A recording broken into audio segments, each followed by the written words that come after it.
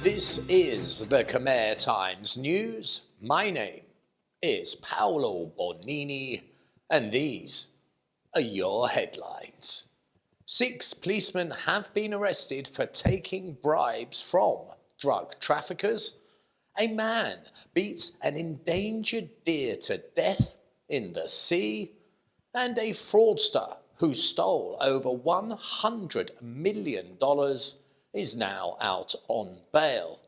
But firstly, to our headline story. 6 senior police officers were arrested this week and charged in Sihanoukville for allegedly taking bribes from Chinese drug traffickers. One of those charged, quite incredibly, is the chief of anti-drug trafficking within the province. The court papers state that the officers had taken substantial bribes and in return they had agreed to turn a blind eye to the trafficking of methamphetamines. Priya Sihanouk Provincial Police said that the 6 accused included the former Deputy Commander of Kompong Spew Military Police and the Chief of Provincial Anti-Drug Trafficking, as well as the Commander of Phnom Penh District Military Police, and 4 other senior officers. Now, if they are convicted, they face a jail term from 5 to 10 years each. Police in the anti-drug department, with the help of the Priya Sihanouk anti-drug department, had arrested a group of Chinese drug traffickers, as well as seizing several kilos of methamphetamines. According to their confession, the seized drugs were transported by car from Phnom Penh to Sihanoukville. During the police interrogation, they confessed that for transportation of the drugs, the Chinese drug traffickers said that they had bribed a group of military police officers. Based on these confessions, the anti-drug police investigated the officers that had been named, and it was then that the 6 accused were arrested. The National Military Police Chief, who headed up the operation, said that during the interrogations, the accused officers confessed that they had received money from the Chinese, and they knew that they were drug traffickers. Now, this is indeed an embarrassment to law enforcement in Priya Sihanouk, where drugs have been a real problem. But it is certainly encouraging that even if you are the chief of anti-drug trafficking, you may well think that you are above the law and it does not apply to you, when in fact it certainly does. This week on our crime desk, a man quite unbelievably beats an endangered deer to death, and a fortune teller fails to see her own future.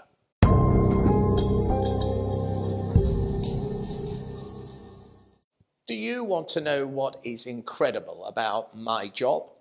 I get to say sentences I would never even dream of, like this next one. A man beat an endangered deer to death with a plank of wood in the sea. Now, what's the chances I will ever say that again in my life? The man who brutally beat the deer to death has now been arrested. It seems the man spotted the deer swimming in the sea in Koh Kong. And the man arrested, oddly, is also named Mr. Kong. Well, Mr. Kong decided on spotting the deer that he would like to eat it. So he grabbed a plank of wood, waded out into the waters and battered the young deer to death. A passerby videoed the incident, and it was that video that caused widespread public disgust across the nation. Even the governor of Koh Kong province heard of this most heinous of acts and offered a $1,000 reward to anyone who could identify the killer. The arrested man, Mr. Kong, is a company security guard, and he has confessed to his crime. A fortune teller has been given a very stern warning by the Department of Cults and Religion. The fortune teller claimed that she could predict the future and ensure her customers both health and happiness. To attract even more customers, she took to social media wearing monks' robes. And it is that caused many to get very upset with her. Not that she was an obvious charlatan, but she had crossed the boundary of religious decency. The woman, identified as Miss Sukne, received a visit from the Director of Cults and Religion, and he asked her to sign a contract to cease her fortune-telling ways and to delete her social media posts that had caused widespread offence. She was made to sign a contract stating, "My name is Sukne. Now and in the future, I will stop wearing monk's robes and stop my inappropriate activities." So it seems that her days as a fortune teller are well and truly over. And anyhow, she's not very good at it. Otherwise, she would have known that that knock on the door that day was in fact the man from the ministry. Oh dear, it has happened again. Yet another underqualified medical practitioner has killed one of their patients. This time, it is a midwife that has been arrested after she performed a botched abortion that led to the death of her patient. And what is worrying about this story is that it has many frightening echoes, as it was only a few months ago another abortion carried out by a midwife who was also underqualified killed her patient in a manner that was so slow and so agonizing it is almost unimaginable. It was only a few months ago when a botched abortion killed a young woman after a negligent midwife removed meters of a woman's small intestine, thinking it was her umbilical cord. The young woman's death created a national outcry when the details of this horribly botched medical procedure came to light. Instead of providing an abortion to remove a miscarried child, the negligent midwife removed almost all of the woman's intestines. This horrendous act was a death sentence for the patient, and although she received emergency medical treatment in Thailand, it was abundantly clear nothing could be done to save her life. She lived out her last days knowing that she was dying, and knowing her family would have to cope without her. It was truly heartbreaking.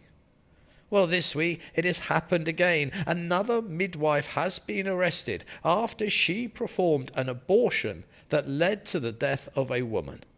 The midwife was arrested in Battambang province after the victim, a 36-year-old woman, died. The arrested midwife is a 52-year-old female resident of Battambang province, and she had performed the operation on the victim, who was 5 weeks pregnant, by using a suction tube to remove the baby. But it all went horribly wrong, as later the victim fell into a very serious condition and was sent to Sampavlu District Referral Hospital for emergency treatment, but was then referred to Battambang Provincial Hospital as the situation got more critical. But sadly, little could be done, and the victim died. Relatives have lodged a complaint, and the midwife has now been arrested to face charges of death by medical negligence. A tycoon who was in jail on a $100 million fraud charge has been released on bail. Now, this fraud is certainly one of the largest the country has ever seen, and the devastation it caused did not affect hundreds of families, nor thousands. it financially devastated tens of thousands of people. And many of them will not recover from what one man did to them when he orchestrated what could be the largest property fraud in the nation's history. The former tycoon out on bail is a Mr. Hai Kim Hong, who is accused of being complicit in a $100 million land fraud that has affected thousands of families. The tycoon had been remanded in custody by a judge, examining allegations that he had defrauded tens of thousands of people of up to $100 million in a massive land fraud that had spread right across the nation. Back in August, the judge issued an order to detain the suspect, who was the owner of World Gold Company. The judge also instructed that 5 bodyguards were also to be detained. But when the police went to arrest the men, it did not go quite as planned, as the bodyguards savagely attacked the arresting officers, seriously injuring 4 policemen. The assault happened when the officers attempted to enter the company's offices. It was so violent that police were compelled to unholster their weapons and fire shots into the air to quell the fighting.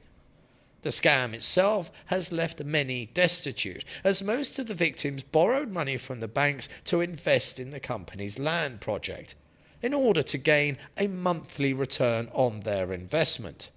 But they never received any payment from the company.